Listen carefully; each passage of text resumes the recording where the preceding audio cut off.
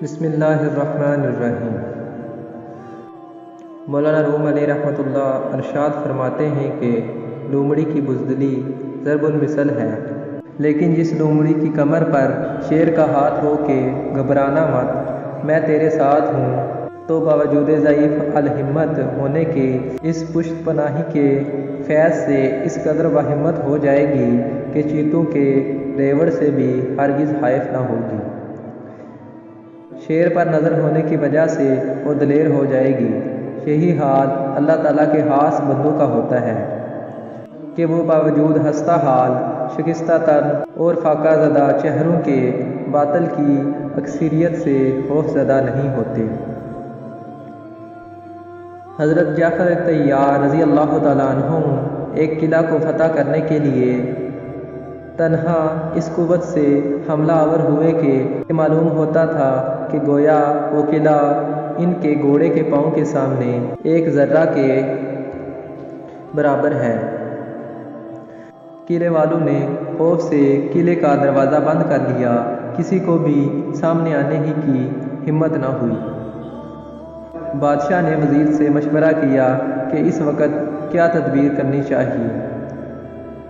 وزیر نے کہا، ہماری سلامتی اسی میں ہے کہ ہم جنگ کے تمام منصوبوں اور ارادوں کو ختم کر کے اس باہمت شخص کے سامنے شمشیر اور کفن لے کر حاضر ہو جائیں اور ہتھیار ڈال دیں۔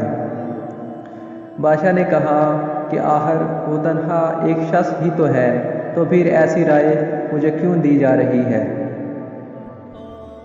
وزیر نے کہا، آپ اس شخص کی تنہائی کو بے قطعی کی نگاہ سے نہ دیکھیں، ذرا آنکھ کھول کر قلعہ کو دیکھیے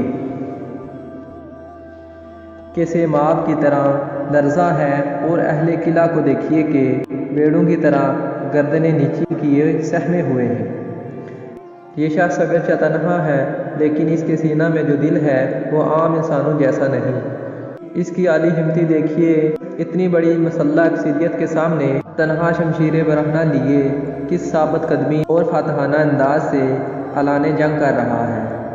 اللہ اکبر! ایسا معلوم ہوتا ہے کہ مشرق و مغرب کی تمام فوجیں اس کے ساتھ ہیں، وہ تنہا بجملہ لاکھوں انسانوں کے برابر ہے۔ کیا آپ نہیں دیکھ رہے کہ قلعہ سے جو سپاہی بھی اس کے مقابلے کے لیے بھیجا جاتا ہے، وہ اس کے گھوڑے کی ٹاپ کے نیچے پڑا نظر آتا ہے؟ جب میں نے ایسی عظیم الشان انفرادیت دیکھ لی تو پھر اے بادشاہ، آپ کو اس اکثریت سے کچھ بھی نہ بن پڑے گا۔ آپ کثرت اعداد کا اعتبار نہ کریں، اصل چیز جمعیت قلب ہے جو اس شخص کے دل میں بے پناہ ہے۔ یہ نعمت مجاہدات کے بعد تعلق باللہ کی برکت سے عطا ہوتی ہے۔ اس عطائے حق کو تم اس حالت کفر میں ہرگز حاصل نہیں کر سکتے، لہٰذا فی الحال تمہارے لیے اس کے سوا کوئی چارہ نہیں کہ اس جاں باز مرد مومن کے سامنے ہتھیار ڈال دو اور قلعہ کا دروازہ کھول دو، کیونکہ اس کے سامنے ہماری یہ اکثریت بالکل بیکار ہے۔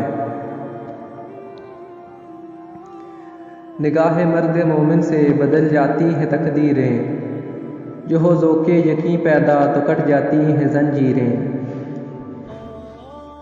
مولانا روم علیہ رحمہ بعض اقلیت کے سامنے اکثریت کے تعطل اور ضعف کو ان چند مثالوں سے سمجھاتے ہیں۔ بے شمار ستارے روشن ہوتے ہیں، لیکن ایک خورشید عالم تاب کا ظہور سب کو ماند کر عدم کر دیتا ہے۔ بے شک چوہے ہزاروں کی تعداد میں ہی کیوں نہ ہوں، اگر وہاں لاغر و نحیف بلی بھی آ جائے تو چوہوں کی اکثریت غلبہ ہیبت و خوف سے بیک وقت مفرور ہو جاتی ہے۔ اس کی ایک میاؤں کو سنتے ہی اس کے کانوں میں اپنی مغلوبیت کی خوفناک ضربیں گونج اٹھتی ہیں۔ اس کے دانتوں اور پنجوں کی حرکات جابرانہ ان کو راہ فرار اختیار کرنے پر مجبور کر دیتی ہیں۔ اس کی وجہ یہ ہے کہ چوہوں کے سینوں میں جو قلوب ہیں، وہ بلی کے سینے میں جو دل ہے اس میں فرق ہے۔ بلی کے دل میں جو جرت اور ہمت ہے وہ چوہوں کے قلوب میں نہیں۔ چوہوں کی اتنی بڑی جماعت کا ایک بلی کے سامنے حواس باختہ اور ہوش رفتہ ہو جانا اس امر کی دلیل ہے کہ بلی کی جان میں جرت قلبی کا پایا جانا ہی سبب ہے کہ چوہوں کی تعداد اگر 1,00,000 بھی ہو تب بھی ایک لاغر و نحیف بلی کو دیکھ کر سب مفرور ہو جاتے ہیں۔ معلوم ہوا تعداد کوئی چیز نہیں، جرت اور ہمت ہی اصل چیز ہے۔ بھیڑ اور بکریوں کی تعداد ہزاروں میں ہی کیوں نہ ہو، لیکن کساد کی ایک چھری کے سامنے اتنی بڑی اکثریت کی کوئی حیثیت نہیں ہوتی۔